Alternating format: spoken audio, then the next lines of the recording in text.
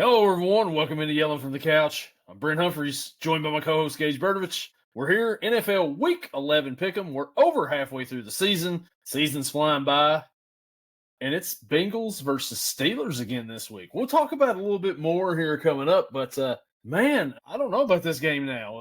Gage, how are you doing over there? You doing all right? Well, as you can see, the clothing we have on right now is not Steelers clothing. You got the black on for the Bengals. You got the Bengals hat going on. Maybe also for the podcast. Do not have a jersey on for this episode. Because what was that against the Chargers? Now, Chargers, not a team to slouch against. And defense, phenomenal. I forget what the final score was, but yeah, they let up some points, but it's because they got tired. First half was like nothing. Like, it was like, all right, this is still a game. There's still a chance. I'm still waiting for Aaron Rodgers to complete a pass. I'm still waiting for us to not drop the ball. I'm still waiting for Arthur Smith to give me a good play call because it's been like 12, 13, 14 weeks going back to preseason since that's happened. But otherwise, I'm doing good. How are you? I'm doing all right.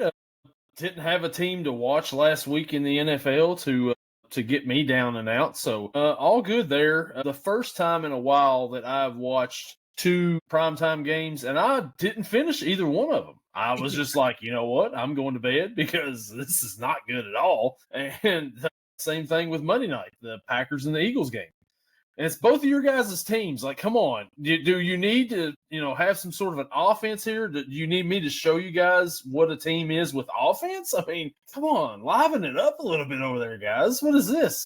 Man, we're trying out here, but it's hard between having Matt Canada, Arthur Smith at offensive coordinator and head coach who, 9-7 or 9-8 is the standard.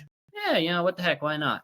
But it's crazy. You talk about the primetime games. How bored were the script writers to make the Thursday night score of the Broncos and Raiders the same exact score as the Eagles Packers? Yeah, 10-7, both of them. What I like is somebody hacked the scoregami on Twitter, and they're like, every score, they're like, this is the 1,094th scoregami in NFL history. And a few minutes later, it's like, this is the 1,094th scoregami in NFL history. It was like 36-29, then it was like 44-22, and then another 44-22, and then a 42-26, and they were all scoregamis, according to Twitter. But, obviously, that wasn't the case, but yeah, man, some weird stuff going on in the NFL here. You mentioned it. Like, it's not often we see two games in the same week end with the same score, 10-7. There were two separate games that ended in the same score. You also had the 44-22 with the Lions, Commanders, Seahawks, Cardinals. Scriptwriters like, come on. Yeah. Let's lighten it up a little bit. Let's let Aaron Rodgers be the MVP that he can be. Let's let DK Metcalf be the machine he can be. Let's let TJ Watt get the sacks that we know he can. Like, screw the rest of the NFL. That's what we're here about. And from the 4 o'clock games on, just a snooze fest no competitive games at all, really. I guess you could say the Packers-Eagles was competitive, but it just wasn't fun to watch. The Rams look really good.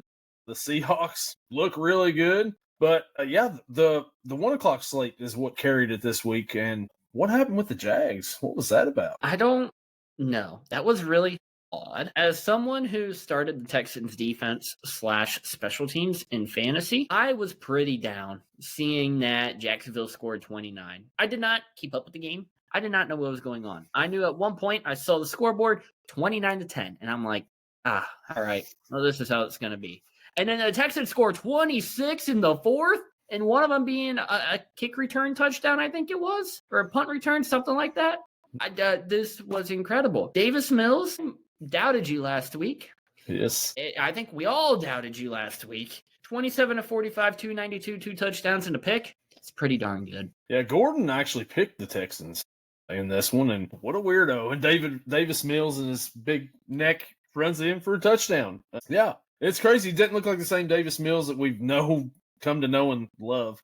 The best game of the day may have been the first game of the day over in Berlin. The Colts and the Falcons. The Falcons, do they just play good against good teams and just nothing against everybody else, or what? I don't know. I work Sunday morning, so watching the game doesn't really happen for me until I go into ESPN as I'm getting ready to leave. I'm like, okay, that's the score. The Falcons were in the lead. And I messaged you, oh my God, my underdog pick of the week has a chance. You know what? That set the tone, I thought. What, silly me. That set the tone for my entire Sunday. Falcons are going to do it. Falcons are going to do it. And then, go to overtime. All right, cool. Offense has still been playing pretty well. Defense has been playing solid. We got a chance here. Falcons get the ball to start off overtime and, frankly, punt it away. All right, it's okay. We still got this defense. Until this man named Jonathan Taylor decides to just take over, and with over 200 all-purpose yards, 3 touchdowns, and an Indianapolis win. I'm honestly surprised he went and scored the touchdown and then just go down, take a chip shot field goal, and let it be that, because we know some of these players, especially in Indianapolis, have a thing of dropping the ball before the goal line. Not JT, but anything can happen. But I was up, and then I was down for that game. He's actually a New York Jet now, the one that let the ball go before. How's Grandma's Lemonade, by the way? So you're drinking a little Dubby. Yeah, Grandma's Lemonade, first time trying the flavor. It tastes exactly how I would expect it to. It tastes like lemonade, but it has like a little bit of, I don't know what to call it, pizzazz? Like, it's not like normal lemonade. Like, there's something else with it, and I don't know what, but it's pretty darn good. Well, I've got Grandpa's denture water coming in. We've talked about it several times on here. So I can't wait for that to come in, and I'll probably test it out here live on the air when I do get it. So I'll be the first one, to try it here and give a little my review on it. But go to w.gg, use our promo code YELLING, and save 10% at checkout. Be W, be better. You know what I mean? And I'm excited. I got Chef's Choice coming in, so I don't know what the flavor is. Low-key kind of hoping it's not Grandpa's denture water because you got that going. I'm scared to try that because who tastes denture water is like, yes, that's awesome. So they must have some very good faith in it. I'm looking forward to hearing your review on it. Yeah, it may change my life. I don't know. We'll find out, I guess, and see. But, but man, so Pittsburgh has a bad loss the other day. Not looking good. Rodgers, what? Like, are you still thinking about getting the Rodgers jersey, or have we backed off on that a little bit, or where are we at on this? Well, like I said, if he wins a playoff game, it doesn't matter. They could go 17-0 in the regular season. They could go 9-8. If the first playoff game is won, we're considering it. We might unbox it on recording here for everyone to see. So the Rodgers jersey, I don't know. We might get it. We might not. Playoff game is won. Unboxing is going to happen live on video here. The playoff game doesn't happen. Well, Rodgers, sorry, you're not getting any, cut of the jersey buying. But I'm sure it doesn't mind. He's already made his money. It was just a bad game. He looked like the 41-year-old quarterback that he is. But this is where I said, before the trade deadline, you got to get a number 2. You got to get a number 2 out there for him. Metcalf, he's great, but they have not really taken deep shots to him. And it's because teams are playing the double coverage safety over the top. Who else is going to break free? You would hope Calvin Austin, but he had one hit right off his body for an interception counts against Rodgers. You got Roman Wilson, who now has 2 touchdowns on the season. It was a garbage time touchdown, but he still has 2 touchdowns on the season. I don't know what is going on. I'm hoping that the defense this week can play like how they have now against Indianapolis and how they played against the Chargers. But it seems like ever since defensive-wise, the Steelers have rotated Jalen Ramsey up the safety. They got Kyle Duggar from the Patriots. No team has thrown it deep. No team has tried to take a deep shot against them. And I don't know why, but I think they're like, oh, God, they don't have Juan Thornhill anymore out there. Oh, God, they don't have Chuck Clark out there anymore. Well, all right, let's not throw it deep. But I also got to say, Juan Thornhill got released the other day from the Steelers. Chuck Clark came in against the Chargers when I believe his Joey Porter got hurt. Ramsey had to move back down to corner. Chuck Clark came in. How bad do you have to be for Chuck Clark to play over you, and then you get released from the team? Pretty bad. There's help on the way, though, back in that secondary. I hope, but they signed Asante Samuel Jr. Great move. I love that. He's not in football shape yet. How long is it going to take for him to get in football shape? How's he still feeling from his neck? He says that this is the healthiest he's felt, which is phenomenal. If that's the truth, oh my God, this is going to be great. But when's he going to play? How many weeks is it going to take? Is it going to be, obviously it's not going to be this week. He's still in the practice squad. They got to do some movement around. Is it going to be next week? Is it going to be in 4 weeks? Are they going to wait? Hopefully we make the playoffs, and then they're going to elevate him for it. I don't know. And it's scary to tell. And I want to know what his contract was. Was it just for the rest of the season? Was it a 2-year deal? Was it a lot of money? Was it not? I don't know. But I'm ecstatic that they're bringing in Asante. Yeah, I haven't talked to Gordon about it, but he was really hoping that the Packers signed him. So he at least stays on the yelling from the couch, membership area, whatever.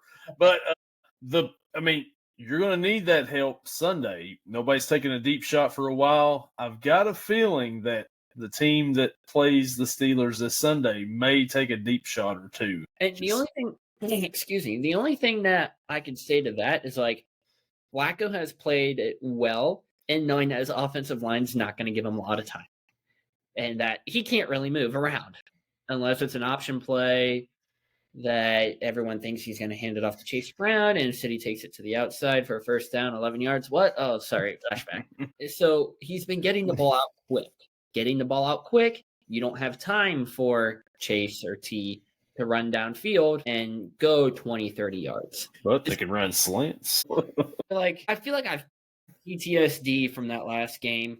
Post-traumatic slant disorder. That was awful. But hopefully, the recipe's been working the past couple weeks. Ramsey and Doug are up top. It's going to be kind of a different defense that the Bengals are facing this week with having that too. Duggar wasn't even on the team the last time they played. You're going to have Porter if he's healthy, hopefully. Darius Slay, he'll start the game, maybe. He won't finish it. He won't finish it. He might actually, I don't know, because I think he's going through the concussion protocol right now, which is crazy because I think he left the game with the Chargers with a hamstring injury, so I'm not too sure where that came from. But Brandon Eccles, he's going to be targeted a lot. This is the same guy that had Ladd McConkey blanket covered it and missed the ball. I don't know how you don't get your hands right there, at least to deflect it. And then as Keegan Michael K calls him, Ladidi McConkey, and takes it down to the 5-yard line. But I don't know. I'm stressing this game on Sunday, and I should not be. Brandon Eccles, shout out, former Kentucky Wildcat. Also former Jets. Yeah, who are playing right now and are getting beat 27-14. New England, the dynasty of New England might be back with Mike Vrabel. Drake May right now is a MVP favorite in the NFL. I would still have Jonathan Taylor as my MVP right now, the way he's played, but it's a quarterback award, and they're going to give it to a quarterback. So he'll get MVP. Jonathan Taylor will get Offensive Player of the Year, which I don't understand how that works. I don't get it either. If you win MVP as an offensive player, guess what? You're also the Offensive Player of the Year. So the Bengals, Joe Burrow returned to practice on Monday. Doesn't matter. He doesn't play defense. And he's not going to be back anyway until Thanksgiving at the earliest. So whatever. But he's back. He's back. That turf toe, I think, has gone away a little bit quicker than we all expected. Well, turf toe is a deadly thing, apparently. Brock Purdy, he's coming back this Sunday, possibly, from turf toe. But now here's my question.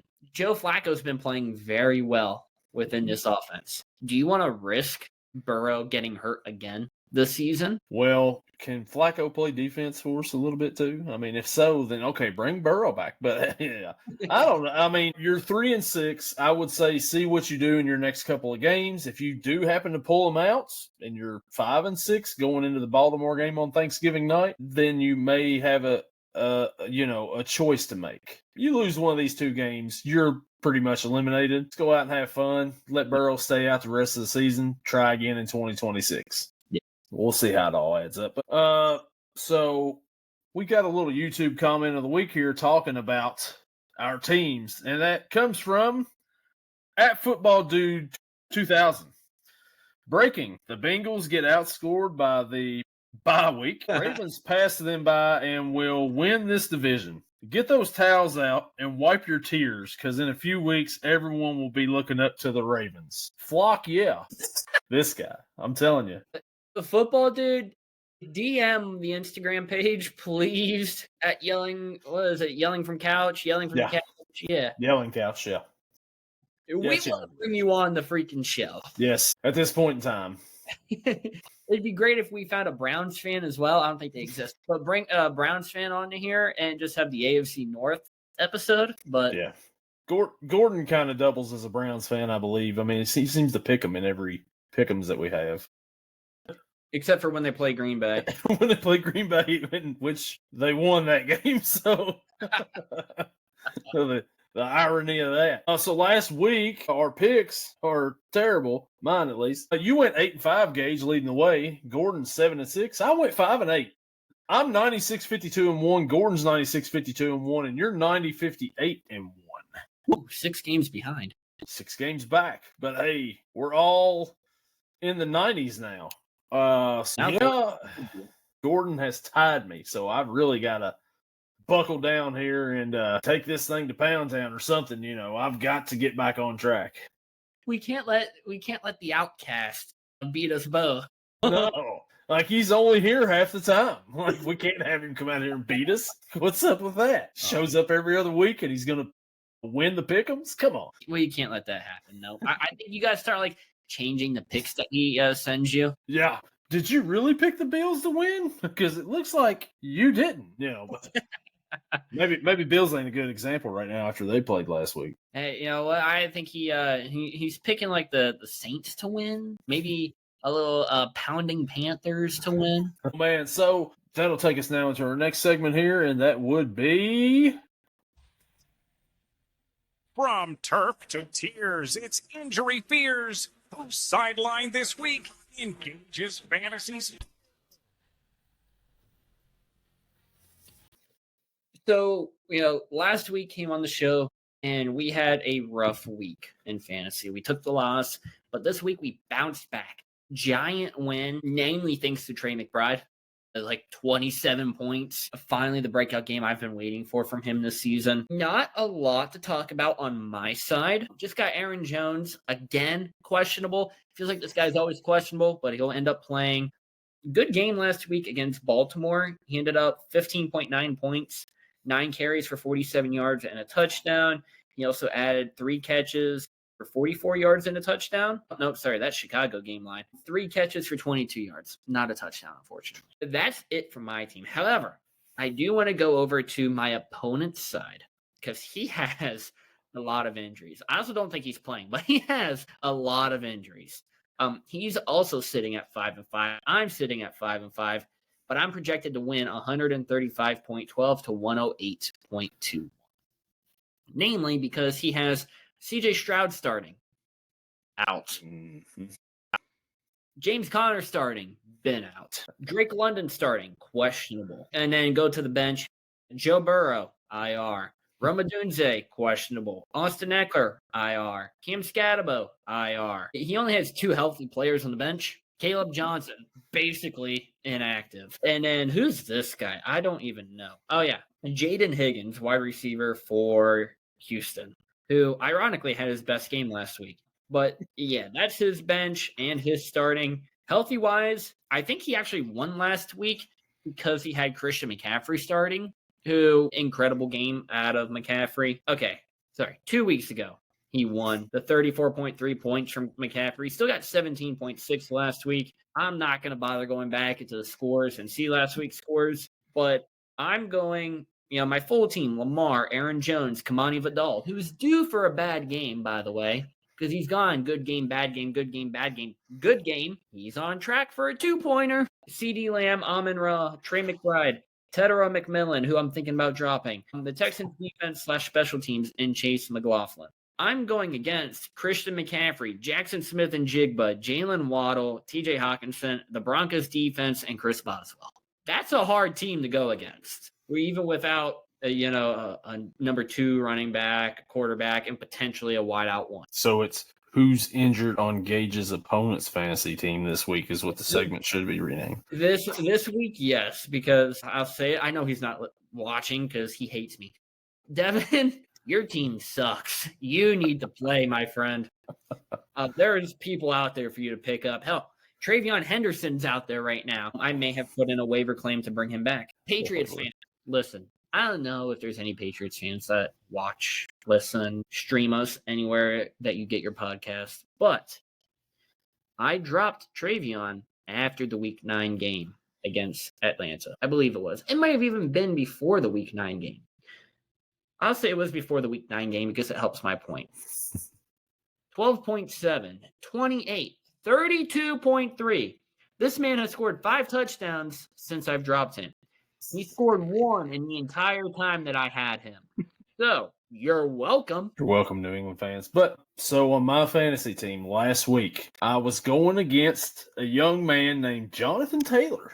Who had 49 points, I got beat. I lost by 11. I had a good week, but I still lost by 11 because Jonathan Taylor. This week, the running back I'm going against, Travion Henderson. I'm already down 32-0. So that is awesome. Well, the good part, if you want to look at it, glass half full, he only has 8 players now to play between Sunday and Monday and not 9. That's true. 32 points is a lot already. It's like you're going to have a heck of a comeback. Our boys can do it, though. Hey, CD Lamb, we know he can go for 40, 50. Lamar's going against the Browns. He owns the Browns. Even though they got a good defense, they can't figure out Lamar. So, yeah. It's a divisional game. Let's not count anything out right there. Knowing our luck, Lamar will drop 9 points. Yeah, probably. But so a little bit of baseball awards happened this past couple of days. MVP for the American League, Aaron Judge. MVP for the National League, Shohei Ohtani. Tarik Skubal wins the Cy Young in the American League. And who wins the Cy Young in the National League, Gage? Just the same guy that won Rookie of the Year last year, Mustache Man, Mr. Paul Skenes. Rumor has it that there was something about him wanting to play for a different team in the league. I can't exactly put my finger on it. Oh, yeah, the Yankees. I'd want to play for the Yankees, too, if I knew they were going to give me a great contract. I want to go back, though, real quick to the other awards that you said. Aaron Judge or Cal Raleigh? Who should have won? Cal Raleigh. I agree. All right. And that settles that debate. Further in the playoffs, I know they don't take playoffs into consideration, but, Cal Raleigh had the better season, in my opinion, overall. The big dumper. Especially for a catcher. When's the last time you've seen a catcher pump out, I forget the number that he had, but an exorbitant amount of homers? 61, I think he had, maybe? 60? 60 or 1. Never happened before in a season for a catcher. Exactly. Like I said, especially for a catcher, you expect a catcher to bat 220, if that. Some teams, if you have a Jacob Stallings or an Edwin Diaz, you're happy if you get 180 out of him just because he's great behind the plate. Yeah. To have a normal, in the field position player that's not catcher or pitcher have 60 homers is amazing.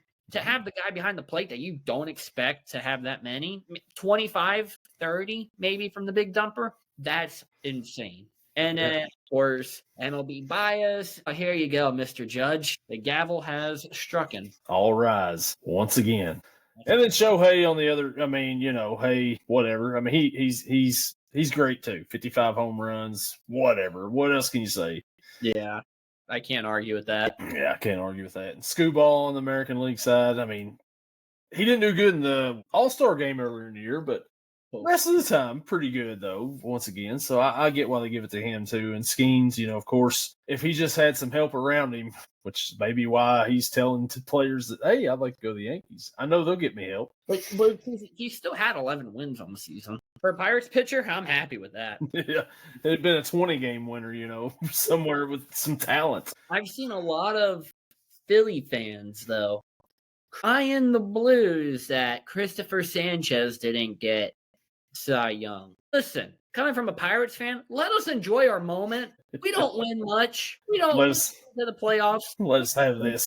I'm happy when we win a game. Let us have a freaking award, would you? None of our guys got the gold glove. So, you know what? This was what we had to settle for. So, Philly fans, enjoy your Bryce Harper contract and shove it. Former Pittsburgh Pirate won a gold glove at third base in the National League. Yeah, who would that be? Brian Hayes. Yeah. Cincinnati Reds. Yeah, y'all can enjoy him and his 210 batting average. Yeah, but man, he's got that glove, We replaced him with Jared Triolo, who is a gold glover. Really didn't affect you all any at all, but whatever. Got about the same. So there's a little bit of our baseball we touched on there. Now, I guess. Well, you got something? do we want to talk about Luis Ortiz, Emmanuel Clase. Why not? That's a pretty big story there. Both these guys, indicted $12,000 for fixing pitches. Yeah. First pitch bets. Okay, I just want to put this into perspective. Emmanuel Clase signed a deal, I want to say back in 22. I'm quickly Googling it right now.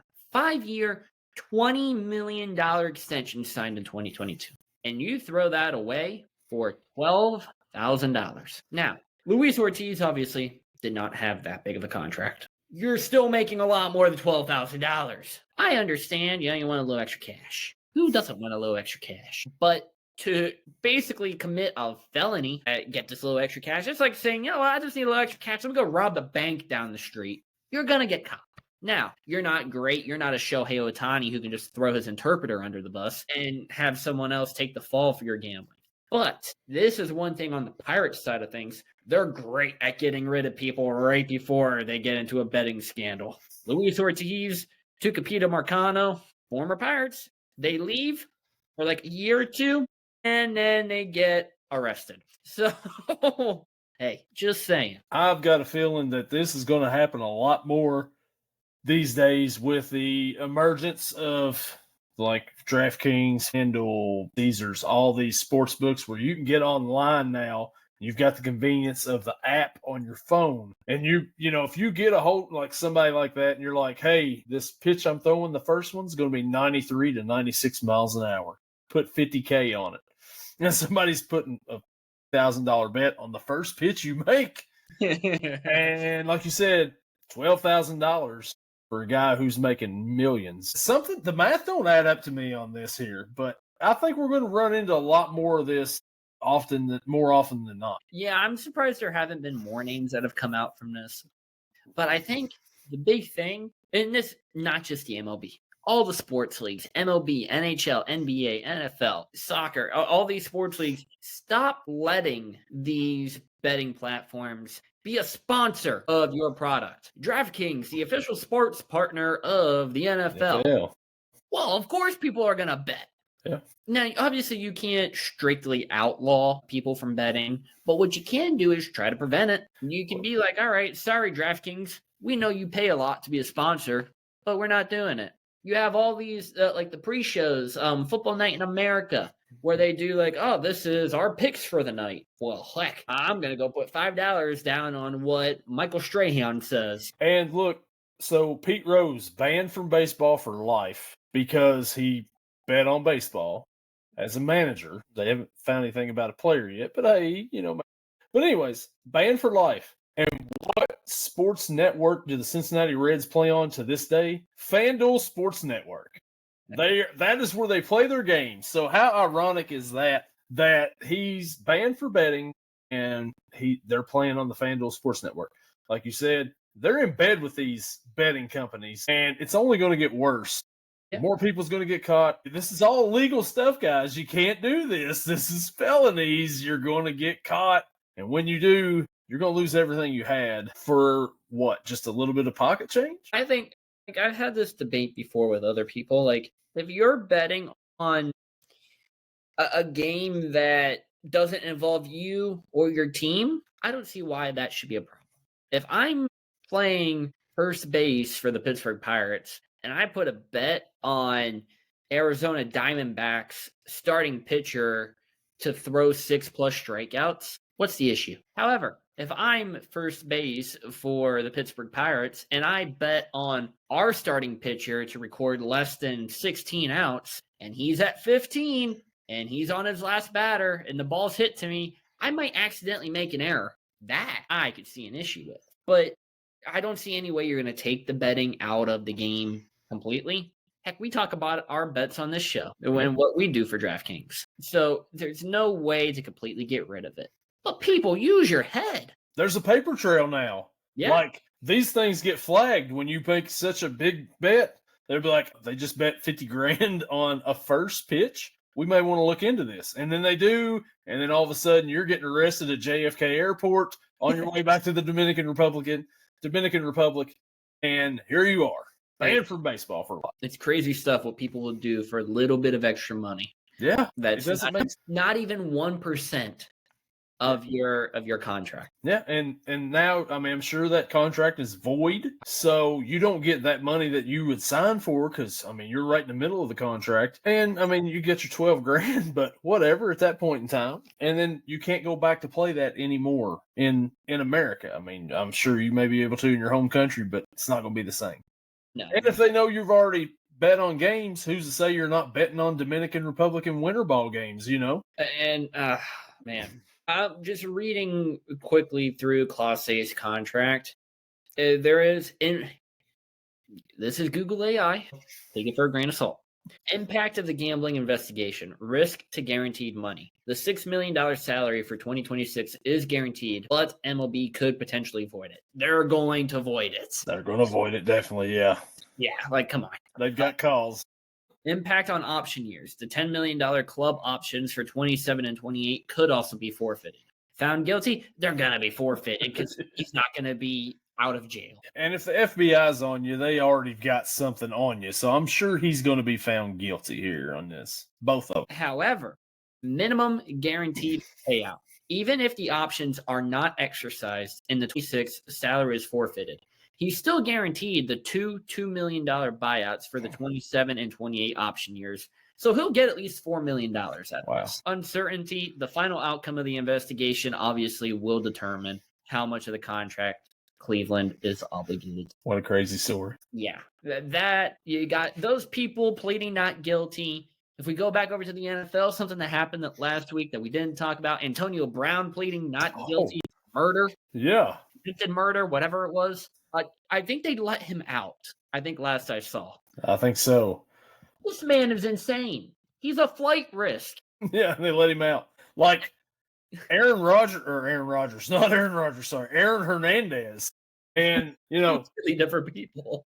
Attempted, yeah, I really screwed that one up there. But Aaron Hernandez and Antonio Brown, both attempted murders, possible murders, I guess you could say. I guess maybe one of them. One of them's a murder. One of them's attempted murder. But who's Tom Brady throwing passes to back in the day? You know what I mean? Like, what was the criteria for that? I don't know, but it's also just looking at it, I can't believe he's already 37. 7 hours ago from Fox News, former NFL star Antonio Brown was released from a Miami-Dade County jail after being granted bond on attempted murder charge. Granted a $1,000 bond. I'm sure he went, here's my checkbook. Placed under house arrest and ordered to wear an ankle monitor. Brown hugged his lawyer after leaving the jail. He then stopped by a food truck stationed outside the jail exit and told reporters, quote, God is great. That's very Antonio Brown. CTESPN, baby. I want to know what the food truck had. What was so good that he was like, first stop out of jail, food truck? I don't know. I guess if you've had that jail food for 2 or 3 days, you're like, man, food truck right there. Got to get it. Got to get me a corn dog. Shout out that food truck, though, for being very smart for parking at the court. Exactly. You know, you walk out of there and people's like, man, this sucked. I've been in court all day. I'm hungry. What can I... Looky here. Food truck right here. Miami, probably like maybe a taco food truck. Probably. I mean, I see a lot of food trucks that are tacos around here, but I mean, I thought that was prevalent everywhere, but it may just be a here kind of thing. And I don't know why I keep going to corn dogs and funnel cakes and stuff. It's not the fair. It's not one of them food trucks, I'm sure. Food truck, maybe it is. Maybe it is a carnival food truck, and Antonio Brown got him a funnel cake and a deep fried Oreo or something. I don't know. You never know. It wouldn't surprise me. Oh, man. So now we'll go on and get into our picks for the week. And let's go ahead and let's start out with the Commander, as some idiot wrote on here, versus the Dolphins at 9:30 on the NFL Network. Miami is a 2.5-point favorite, live from Madrid. Gage, what do we think in this matchup here overseas? Well, I just want to start off by saying there's no spelling error there. They're just taking after Stanford, being the Stanford Cardinal. The Cardinals, which I still have a big issue with that. But that's beside the point. What the Commander-in-Chief was at the Commanders game last week, so maybe that's what I was thinking. I don't know. Yeah, Commander-in-Chief has also made other news this week by being interviewed on one ESPN show by a certain Pittsburgh native, Pat McAfee, and then everybody's saying, oh, this is great. Oh, this is horrible. Whatever. Yeah. Commander versus Dolphins. We'll stay away from that. Miami 2.5-point favorite. I don't know. You got Marcus Mariota throwing to Deebo Samuel. I don't like that connection. Surprising win last week against Buffalo. Surprising win. I think we both said on the show last week that that's going to be a close matchup, but we expected Buffalo to win. Miami just said, nah, not happening. I think they're going to do it again this week. Give me Miami in this one. Give me the points. Yeah, the Commanders just don't look very good at all without Jaden Daniels. And even with Jaden Daniels, they haven't looked very good this season. Don't know what's going on there with them. They haven't been able to figure things out. Miami starting to come along here a little bit, huh? I know last week when we was on this podcast, Gordon was on here and he kept talking about why would you throw a fade route to Devon Achane over Kyle Hamilton? And he was like, that's stuck in my head. He's like, so he went with Baltimore stuff or went with Buffalo. But Achane tore it up last week. Played really well. They remembered, oh, wait, he's a really good player. We should get him involved a lot. And Jalen Waddle, again, they've got the weapons to do things. Starting to kind of look like the Miami Dolphins of a couple of years ago where that offense is starting to click a little bit. I like for them to continue it this week in Madrid. Give me the Dolphins to win this one. I think the Dolphins cover. Gordo has the Dolphins as well. So we're all together overseas on this one. All right, good to know. Good start for all of us so far. Good start. And now we go to the Sunday slate, the 1 o'clock games. And before we get started on these games, there are plenty of really good matchups in this game or this week. So, these are going to be some hard pick'ems right here, I'll tell you. A lot better than the last couple of weeks. Yeah. So the next matchup, we got the Chargers heading to Jacksonville to face the Jacksonville Jaguars at 1 o'clock on CBS. The Chargers are a 2.5-point favorite on the road. Gage, the Jaguars choked it away last week. Liam Cohen's over there throwing his headset around everywhere, and he's probably ready to pack up and leave after this season. But I don't think he would leave after one season, would he? Would he? He's not known for that. Nah, not at all. If anyone saw the face I was making when you were originally talking, it's because I misread the spread. I thought it said Jaguars 2.5-point favorite, and I was about to lose my mind. So very happy that I got it right here with the Chargers. Travis Hunter, I think, is the big name out of this one, out for the season now. You have to wonder if it's a lot of two-way playing that might have caused this a little bit.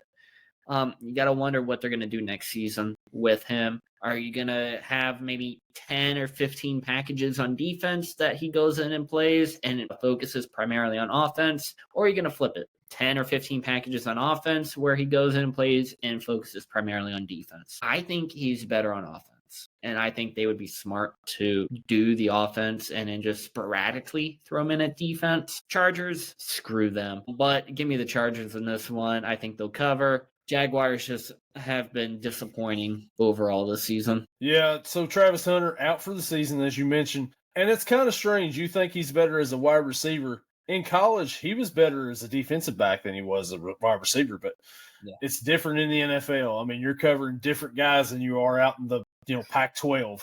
So this was a problem that he had in college, too. He was injured quite a bit in college, so it's kind of making its way to the NFL as well.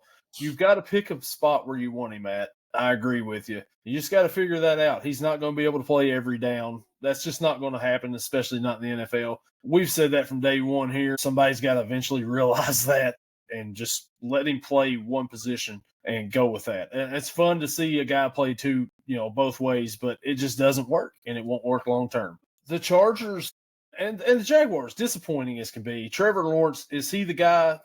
Does him and Liam Cohen even get along? Doesn't seem like it. You've got Brian Thomas Jr. over there. Once again, they can't get with him, I don't guess. I mean, Mac Jones found him quite a bit last year. Looked really good. You blow that game to Houston and Davis Mills. I mean, that's not a good look for Jacksonville. I think their streak continues here. They're losing skid. Give me the Chargers in this one. The Chargers, not much to say about last week's game. I really can't say a whole lot about it because I didn't watch much of it because it was just one of them games. But I think the Chargers go in. I think the Chargers win against Jacksonville. And Gordon also has the Chargers winning as well. Our next matchup, we got another 1 o'clock matchup. We got the Tampa Bay Buccaneers traveling to Buffalo to face the Buffalo Bills. Buffalo is a 5.5-point favorite at home. Gage, after that whatever performance they had last week against the Dolphins, can they bounce back at home this week? I'm expecting this to be a good game. I think 5.5 is quite a bit. I think the only reason it's 5.5 is because it's in Buffalo. Last week, Tampa Bay, on the other hand, losing 28-23 against a very good Patriots team. Baker, though, looking great. 20-43, 273 yards, 3 touchdowns. Getting Ibuka evolved a lot. 6 for 115 in a touchdown. And then using the tight end, K. Dotton, 9 for 82. This is what you got to do when you got a lot of people that are injured. What else we got? Tej Johnson, 4 for 42, 2 touchdowns. Sterling Shepard, 3 for 20. Rashad White, 5 for 16. And then Sean Tucker, 1 for -2. But the big issue with this Tampa Bay team is their rushing attack. Sean Tucker was the leading rusher, who I forgot was on the team. 9 for 53, 5.9 average. And then Rashad White, 10 for 38.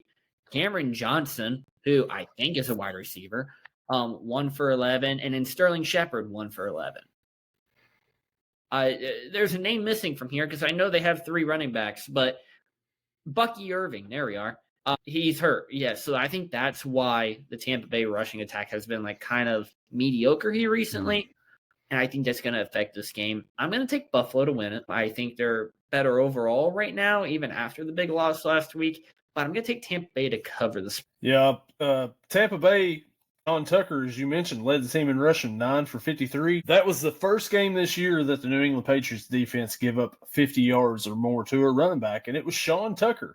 Great little trivia question for somebody someday down the road, I guess. Buffalo, on the other hand, they play Miami, and they look horrible, like absolutely bad. They're not a really good defensive team this year, Buffalo's not. And on offense, Miami got after Josh Allen quite a bit. Had him, I don't know what goes on when these AFC East teams go to Miami and play him, but Brady always struggled there. Josh Allen's struggling there now.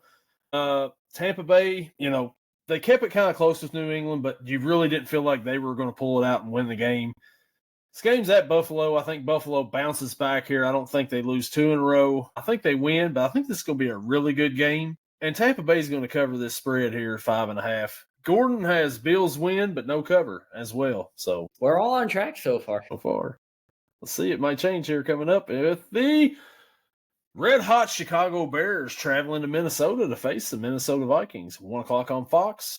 Minnesota's a 2.5-point favorite at home. Gage, what do we think here? The Chicago Bears have been up and down all season, you could say. What'd they do? They beat the Giants last week 24-20. That's great. That's fantastic. What'd you do the week before? You let the Bengals score 42 on you. And then the week before that, you lost to Baltimore. They suck against the AFC North, apparently, is where I'm getting at with that one. This game affected my fantasy team last week because I had Kyle Monangai going, not realizing, hey, idiot, DeAndre Swift is back. Luckily, Monangai got me a touchdown, and that's what saved it. The Vikings coming off a loss against Baltimore, 27-19. They were up. I'm trying to do the math here. They were up 10-9 at halftime. They're up 10-3 for the longest time. And then Lamar went down, and they just kept chipping away at it, They scored 10 in the third. They scored 8 in the fourth. And Minnesota just couldn't keep up with it. McCarthy threw the ball a lot. 20 of 42, 248, 1 touchdown, 2 picks. Jalen Naylor, of all people, led the Vikings in receiving yards, 5 for 124 and a touchdown. I don't know.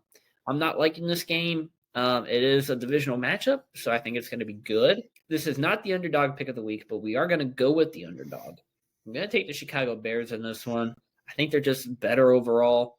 And I don't know. I know I've had faith in J.J. McCarthy, but it could just be because they lost to Baltimore, and we know how that goes here. But I don't know.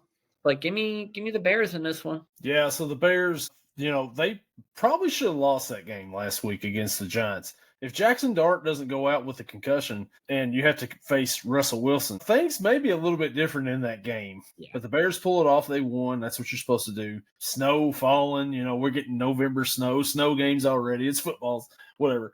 The Vikings, on the other hand, they face the Ravens. J.J. McCarthy, does he not like the other J.J., like Justin Jefferson? Because I feel like Justin Jefferson's had a fairly down year this season. It definitely feels that way, but it wasn't that way when Carson Wentz was playing. Carson Wentz would feed the ball to J.J. Yeah.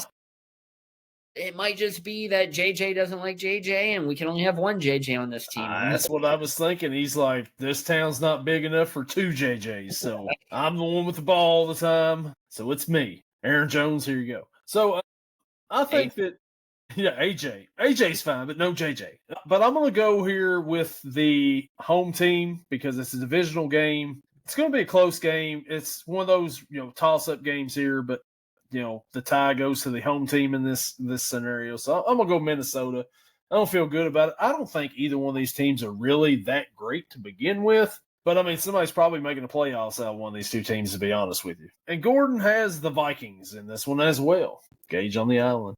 Right. The next matchup, the Houston Texans and Davis Mills and his long neck travel to Nashville to face the Tennessee Titans. 1 o'clock on Fox. Houston is a 5.5-point favorite on the road. Gage, what's up with this one? I would love to go back through all the games that Davis Mills has started in the NFL to see if he's ever been favored. 5.5. That's a high spread. Yeah, he might be favored, 1.5 or something because there's a team equally as bad. But 5.5 for long neck money Mills, I'm not too sure out here. If this wasn't the Titans, I would not be starting the Texans defense and special teams in fantasy. I would not have faith in them. However, who has faith in the Titans this year? Nobody. So Texans, Davis Mills, another good game out of them, hopefully before, the fourth quarter. But give me the Texans in this one, and I'm going to take them to cover. Yeah, this game is in Nashville, so the Titans, coming off of a bye week last week, should be refreshed and ready to go and ready to play. And they're going to come out here. You've got Cam Ward, and no, it's not happening. Give me the Texans in this one. I think the Texans win this. Nico Collins has had a really good past couple of games, and that Texans defense wasn't really that great last week, as we talked about quite a bit. But when they needed to, they stepped up and played really good. Got a defensive touchdown at the end. Sheldon Rankins got a touchdown when it really didn't matter, but hey, it happened. I like the Texans in this one. I like the Texans to cover this spread. Yeah, I know. It's weird that they're covering a spread with Davis Mills. Gordo also has Texans win and covering. That's just how bad the Tennessee Titans are this season. And probably, I don't know, Ever. the last couple of seasons. And I will say, in defense of the Texans defense, there were a couple times where their offense put them in a horrible situation and gave the Jacksonville a short field to work with. So they were already back. Yeah, that's always tough there when the offense doesn't help you out. And with Davis Mills back there quarterbacking, you're probably going to run into those scenarios sometimes. But it's probably not going to happen this Sunday because it is the Titans. So our next 1 o'clock matchup, an NFC South matchup. The Carolina Panthers travel to Atlanta to face the Atlanta Falcons at 1 o'clock on Fox. Atlanta is a 3.5-point favorite at home. Gage, the last time these two teams met, Carolina shut them out 30-0. Will we see more of the same, or will Atlanta get revenge? So we had a segment on the show last week. The Panthers taking the Saints to a certain town, and the Saints just said, nah, we're going to play good football. Tyler Shuck is not going to be Tyler Sucks. We're going to come out here and just beat the Panthers. And that's what they did, and they made me look like a stupid idiot with that whole segment. Panthers, never again. I've had too much faith in you guys this season. I have picked you guys too many times this season. You might have, 30-0'd the Falcons last game. Falcons are going to come out this game and drop 50 on your head. Give me the Falcons and give me the points. Yeah, the Falcons, they should have won that game last Sunday in Berlin. Definitely should have. Yeah. But, hey, Jonathan Taylor, you still got to, tackle that guy or something. I mean, you can't just let him get in the scrum and get loose. Yeah. Bad things happen. Penix, Drake London, that combination's working out really well lately. Bijan, my fantasy running back, I mean, they've pretty much thrown him off to the side since Buffalo, but whatever. That's neither here nor there. Carolina, what are you guys doing? 7 points against the Saints? We have to eat our words. Tyler Suck. I mean, he come out and he proved us wrong for sure last week. I mean, decent. So, I'm going to go with the Falcons in this one too. I think the Falcons win, and I think that they cover that spread. Gordon has the Falcons winning at home too, and we're only like separating on like one so far. And I do want to give Bryce Young and the Panthers a little bit of advice. You have two guys on your offense. One guy is a running back. His name's Rico Dowdle. Don't forget about him. And then this rookie wide receiver named Teteroa McMillan. Don't forget about this guy. This guy was projected to go over 1,000 yards this season. At this rate, that ain't happening. He was like 2 for 33 for the longest time last week and finished 5 for 60. Feed him the ball. I'm not saying this because he's on the fantasy team. I'm saying it because it's smart. Because what other receivers do you got? And you're playing the Saints, like that too. But yeah, I think Falcons get their revenge for them this week. Nothing's not happening this time. The next matchup we've got the Green Bay Packers traveling to Jersey to face the New York Giants. 1 o'clock on Fox. Green Bay's a 7.5-point favorite. Gage, what are we thinking here? Green Bay's been kind of struggling lately. They've been struggling. Anybody who sees my facial reaction right now knows what's coming. So the Giants, they made an announcement. Jackson Dart is out for this week. They got good old famous Jameis in there. He is the funniest dude. He is the funniest dude ever. Press conference, he's out here singing. He's playing in the great state of New York. And That's a Hamilton reference, by the way. If you didn't know. I don't like the rest of the Giants team around him. Packers, last 2 weeks, they've been kind of struggling. If you watched last week's episode, you know exactly how much the Packers were struggling. I'm a specific Green Bay fan who joins us every other week. And last week, they go and get beat 10-7 in one of the most boring primetime games ever. I'm not too sure what was worse at that or the Broncos and Raiders from last Thursday, but it was boring. Yeah. So, with that all being said, famous Jameis, primed for a Giant debut. This is now his 4th team that he's making a start with. Each start he's had with each team has been pretty good. The Bucs, 2015, first start, 2 touchdowns, 2 interceptions, 210 yards, 48.5 completion percentage. Not great, but pretty good for, a first time. Yeah. Saints, 2021. 70% completion rate, 148 yards, 5 touchdowns. I want to go back and watch this game. How did this man throw 5 touchdowns and only 148 yards? And then the Browns in 2024, 3 touchdowns, no picks, 334 yards, 65.9 completion percentage. Underdog pick of the week. Give me the Giants and Jameis Winston to take down the Packers. It's at MetLife.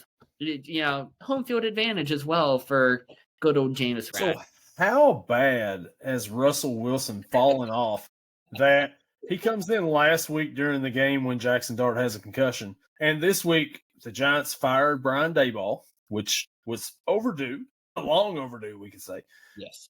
And then they're like, they named Jameis the starting quarterback this week. Russ is done. I mean, he has nothing left to give. Give it up, retire, go on somewhere else, do something else. The Packers, horrible last week. Awful the past couple of weeks. Very inconsistent. This team right here's offense really seemed to, only get going when they play Dallas, who doesn't really have a defense. And they haven't looked good on offense for most of the season, especially the last few weeks. Defensively, yeah, still pretty good defensively. Jameis Winston, I think he's going to play really good in this game. I think he's going to keep it really close. I think the Giants actually cover this spread. But Jameis throws a late pick in this one, and Green Bay seals it with a win. Give me the Packers in this one.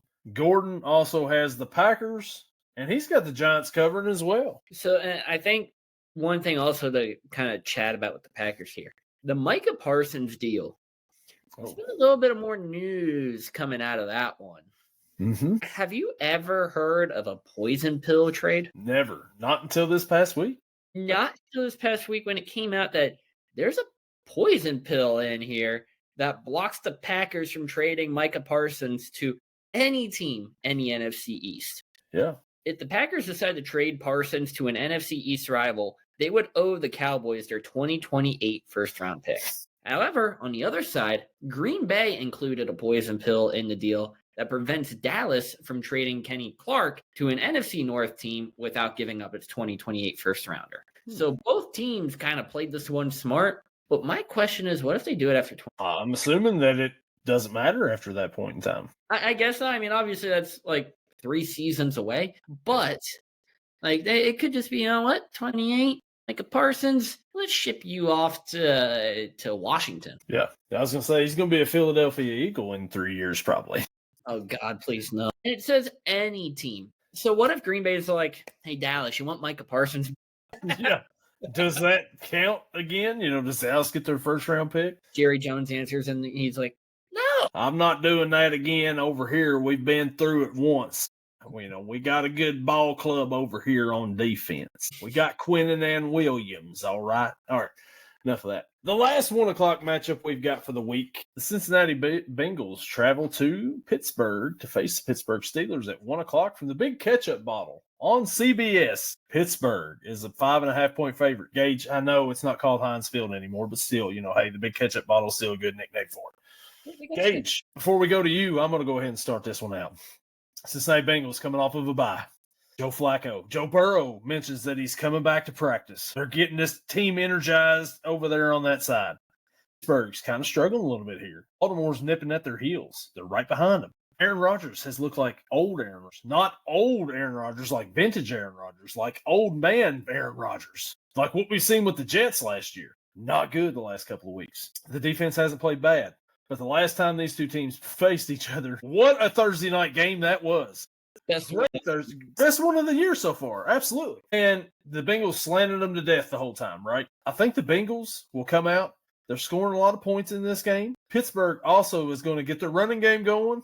They're going to score a bunch of points. And you're going to get a little false hope for the rest of the season with Pittsburgh and their offense because they're playing the Bengals defense. And you're going to be like, man, where does this at all season? Like, well, it was there on that Thursday night. But I think that ultimately the Bengals will drop this game once again, as they have the last couple. It's going to be a high-scoring game. Give me Pittsburgh to win this one. Give me a Bengals cover because the defense for the Bengals is going to let them down one more time. Whoever has the ball last in this game wins, and I think Pittsburgh is going to be the one to get it, and Chris Boswell wins with a field goal at the end. Gage, what do you think about it? So it's kind of funny because I already had this planned in my head. So I guess we're going to do a little bit of a swap here. I said last week that I was picking against Pittsburgh because, one, I'm going to get a win somewhere. I would rather go 1-1 instead of 0-2. And I went 1-1. So it was pretty nice, kind of. Pittsburgh coming into this, they know they need to win if they want a chance of staying atop the AFC North. We haven't gotten to the game yet, but Baltimore and Cleveland. Baltimore, football dude, you're right. They have a chance of climbing back up here. They have a chance of becoming the top of the AFC North. If both teams are tied at 5-5, I don't know who the tiebreaker goes to because we haven't played each other yet. So I'm not too sure who would be at the top there, but it'd be pretty darn close. However, you said it. Last game between these two teams in the Unk Bowl, the AC Hot Bowl, whatever you want to call it, slandered them to death, out-routed them to death before halftime. It's a little bit of a different defense. You got Joey Porter, Darius Slay, maybe, Brandon Eccles, back at the safeties. You got, Jalen Ramsey. You got Kyle Duggar. Teams have not been able to go deep on these two. Don't know why, but they haven't. Asante Samuel Jr., they signed him. Definitely not playing this week, but it's still there. You still hope, right? Kind of, maybe. And we know resident Bengals fan right here has told us how bad the Bengals defense has been all season long. The offense has been pretty great. It's going to be a battle.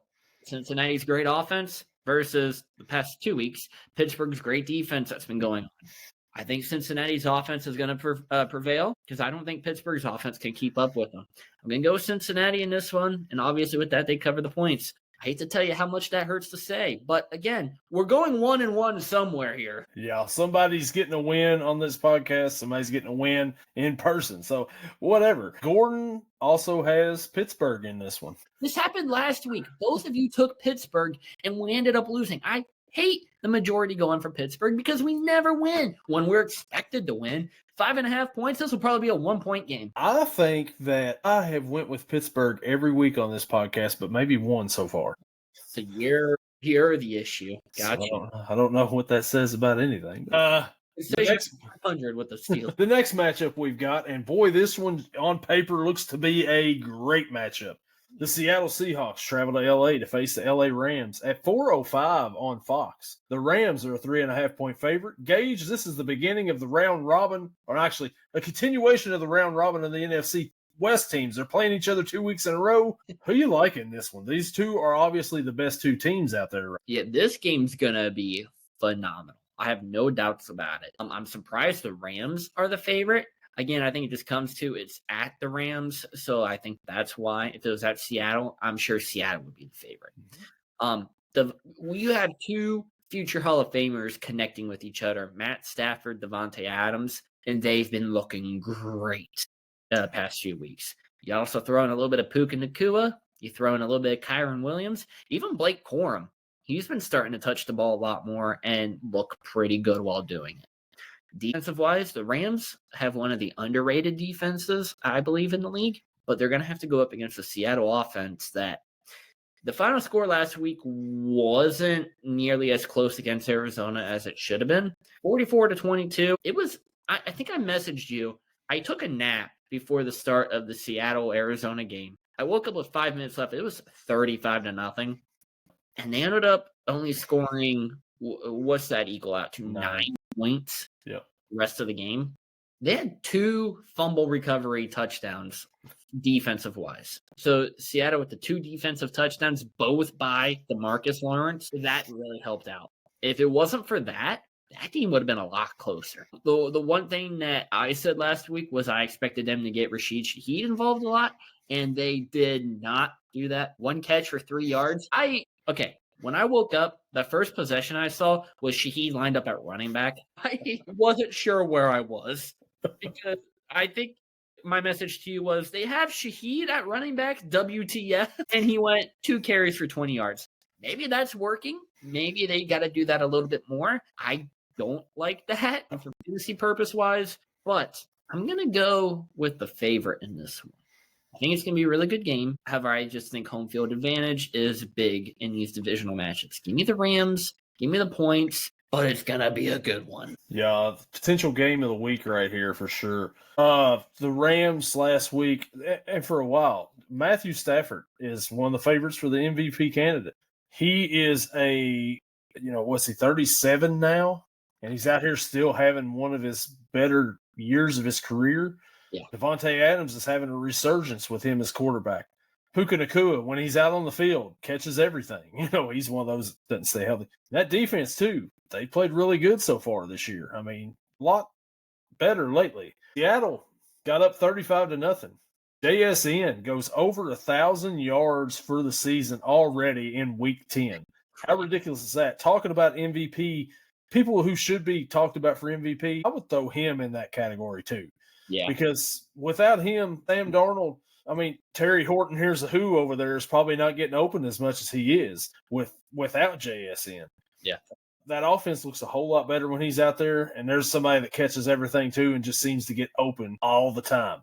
This should be a good matchup, but I'm with you here. I think that the Rams being at home is the difference in this game. Give me the Rams to win, but give me a Seattle cover because it's going to be a really good matchup, really good game, and Seattle will keep it close for the most part, and the Rams will, come out with the win close to the end, maybe a field goal at the end or something, but by the thicker kicker. Yeah, thicker kicker. The Rams win and cover, Gordo says. And I know we haven't done this in a couple weeks, but fun fact about this game. Hey, fun fact. Matt Stafford is now at 500 for his quarterback record for the first time in his NFL career. Hey, all right. All those years in Detroit weighed him down. Yeah, being with the Rams has now caught him up. Yeah. Oh, man, if he had something other than just Megatron in Detroit, they would have been dangerous. Yeah. Our next 4 o'clock matchup, 4:05, the San Francisco 49ers travel to Arizona to face the Arizona Cardinals. On Fox, San Francisco is a 2.5-point favorite. Gage, we're continuing our NFC West round robin here. Who do we like in this one? Both these teams lost last week. Yeah, and the returning Brock Purdy this week going against Jacoby Brissett. Trey McBride coming off a 9 for 127, 1 touchdown game. I do want to take a quick look. Is Trey Benson coming back this week? Or are they still running with the Amari DiMercato, Bam Knight carousel? We don't really know, apparently. Headline, when will Trey Benson return? Is Trey Benson out for the season? When will Trey Benson return? So no one knows is the answer to my question. So I'm rolling with he's not playing and that the running back carousel will continue in Arizona. 49ers getting back Brock Purdy. Purdy's been out for a while. That little turf toe, we know, very deadly, very effective. How rusty is he going to be? Is it going to affect him? Is it going to affect his mobility out there? It's against the Cardinals defense who, they're there. There's definitely 11 players on the field. Yeah, warm bodies. Yeah. Not great. Brock Purdy to Juwan Jennings is a connection I'm looking forward to seeing again. Juwan Jennings lit it up last season when Ayuk and Samuel weren't there. He's been lighting it up right now a little bit without Ricky Pearsall, without Ayuk. Christian McCaffrey, obviously the key to this game. They get McCaffrey going, they're going to win. They don't get McCaffrey going, Arizona hones in on him. It's going to be looking at a closer game. I will go with the favorite here. Give me the Niners in this one. I think they cover. I think it's going to be about a field goal game. So the Niners, Ricky Pearsall is returned to practice this past Wednesday, so he may be back as well. But a key loss for San Francisco last week was the guy that replaced Fred Warner, Bethune. Yeah. He went down. I'm pretty sure he's out this Sunday too. What do you do at that spot right there that you're already thin on? That's a tough position right there because that's your quarterback or your defense right there. And I mean, we know how bad it was when Fred Warner went out. Well, Bethune started to play a little bit, started to play pretty good. Mm-hmm. Now you're down to your third string guy. On the other hand, the Cardinals, Kyler Murray, is he done? Is he done now? I mean, in Arizona? He has to be. I would say so. I think he's going to end up with a different team next year. Yeah. And pretty convenient he's out at this time of year, right? There's maybe something coming up here pretty soon, maybe. I don't know. But the Cardinals, what horrible at the beginning of last week's game against the Seahawks. But they come back, showed a little bit of fight. Jacoby Brissett. Other key person out for the Cardinals this week, Marvin Harrison Jr. out with emergency appendectomy surgery.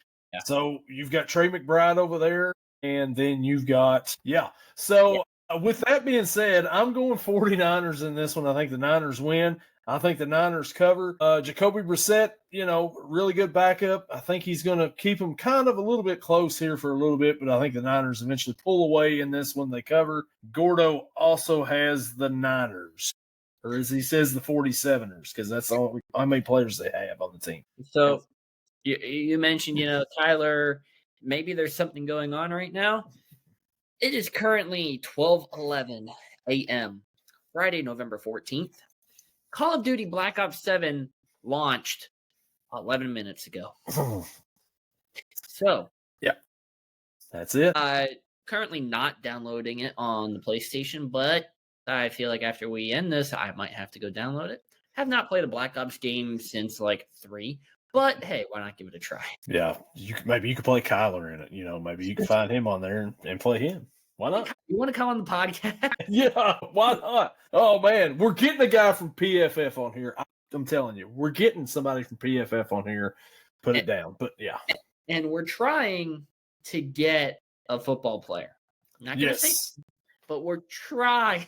It is very hard. Yes. Apparently, they're busy this time of year. I don't really know. Something like that. I mean, what can they be doing all this time? Right? Especially a guy who's a starter thing.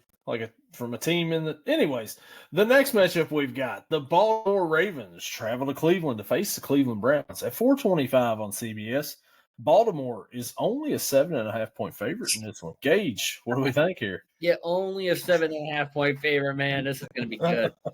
Dylan Gabriel last week, he's had all this praise for being super accurate, being very smart with throwing the ball. He looked pretty bad last week throwing the ball. Almost makes you wonder if he's involved in a betting scandal or something. Interesting. But the Ravens, a slow start last week against the Vikings defense. This week, the Browns defense, I think a lot better than what Brian Flores puts out there for Minnesota. But the Browns, they get tired. They get worn down a lot because their offense sucks. The Ravens are going to take full advantage of that, and I think they're going to end up winning. I'm going to take Baltimore in this game, but I'll take Cleveland to cover the 7.5. Both of these teams last week were in a very competitive football game. The Ravens with Minnesota, like you said, slow start.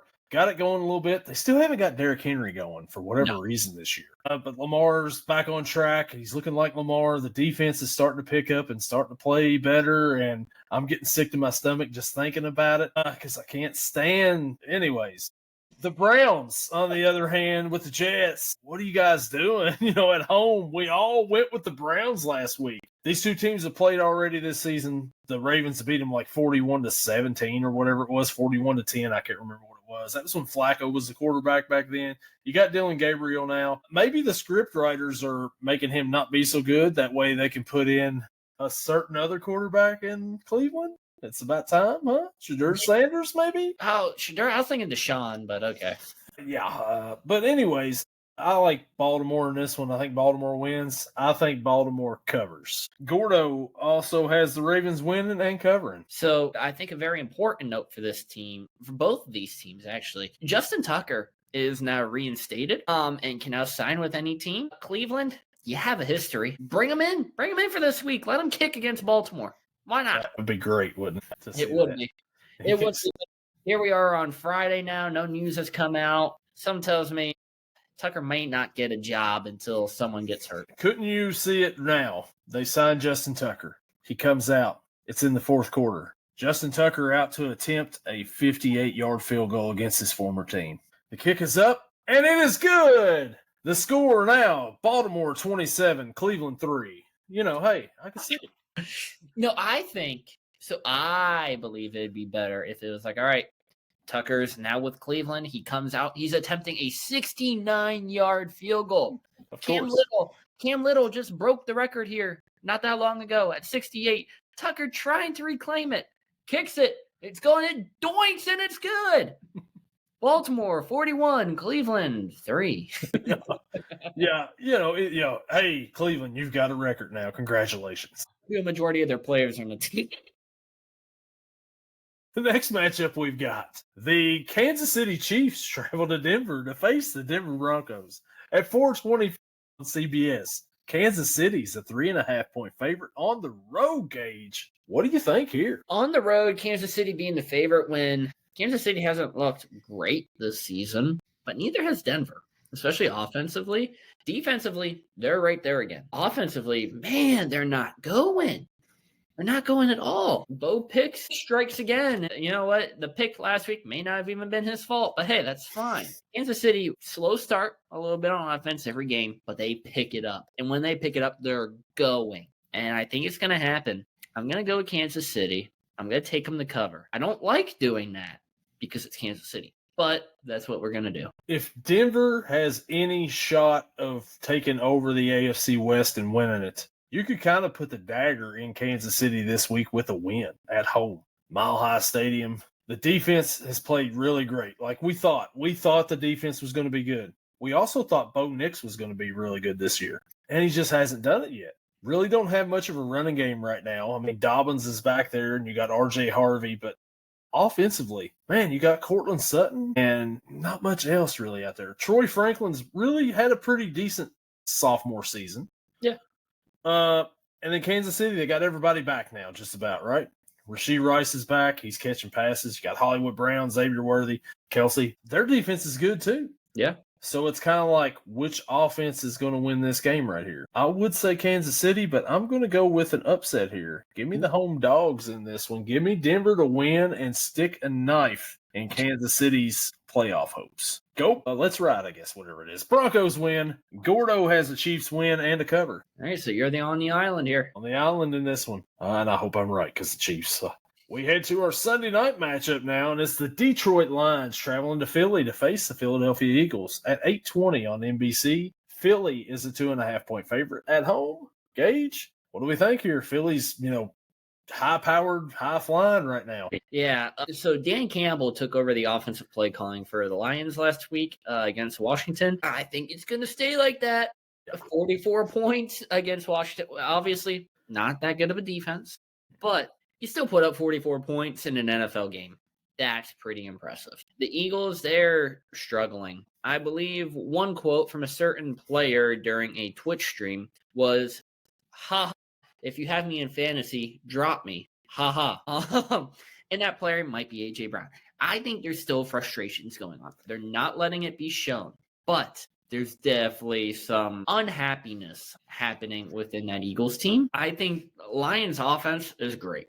Lions defense isn't horrible. They're sufficing. They're not nearly as injury plugged as they were last year, which is great. I don't know. Eagles being favored here surprises me. Prime time, it's time for Jared Goff to let everyone know exactly who he is this year. I almost said he's not going to do it, but I think he will. Give me Detroit in this one. They're going to upset Philly, and obviously with that, they come. It kind of scares me here a little bit, Gage.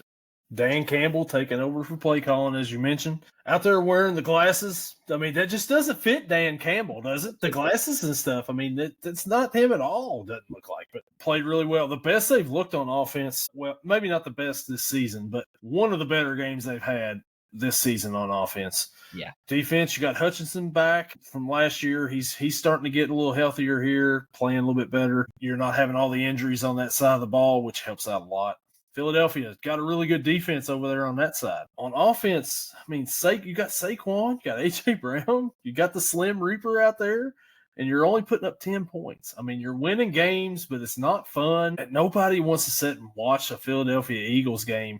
From last year to this year, it's just been a drop-off big time offensively for Philly. With that being said, I'm going to roll with the Lions in this one. I think the Lions get the win on the road. Give me the Lions to win. Give me the Lions to cover because they're the road dog, Jesse James. There's my one for the episode. And that is Gordon also has the Lions in this one. Surprise, he's picking the division rival to get that one. So, and we head to Monday night, which should be, with all the slate of games we've got, we're finishing off with the Dallas Cowboys traveling to Vegas to face the LV Raiders. 8:15 on ABC, ESPN, unless you're on YouTube TV and you got to stream it somewhere on YouTube probably to watch. The Dallas Cowboys are a 3.5-point favorite. Gage, what do we think here? 3.5-point spread against the Raiders. Interesting. I'm going to go with the Cowboys in this one. Not much to say. Is Geno playing this week? We ended last week, and then news came out that Geno had a quad contusion after the game. So looking it up real quick, it looks like he's playing. Genty will be playing too. So that's good. They should have a full slate of players, and it's not going to matter. Dallas is going to come in. They're going to win by 2 touchdowns, I would say. Give me Dallas. Give me the cover. Yeah, I've got Dallas in this one too. Dallas's offense is great. They put up a lot of points. I think the Raiders are also going to put up a little bit of points in this game too. Not because of the Raiders offense, because of the Dallas defense. This is going to be a high-scoring game. I don't know what the over-under is on this one, but I'd probably take the over on this game. But give me the Cowboys to win. I think they cover the spread, though. Gordon also has the Cowboys winning by 20. Yeah, he thinks it's a big win for the Cowboys, so yeah. The over-under for this game is only 49.5.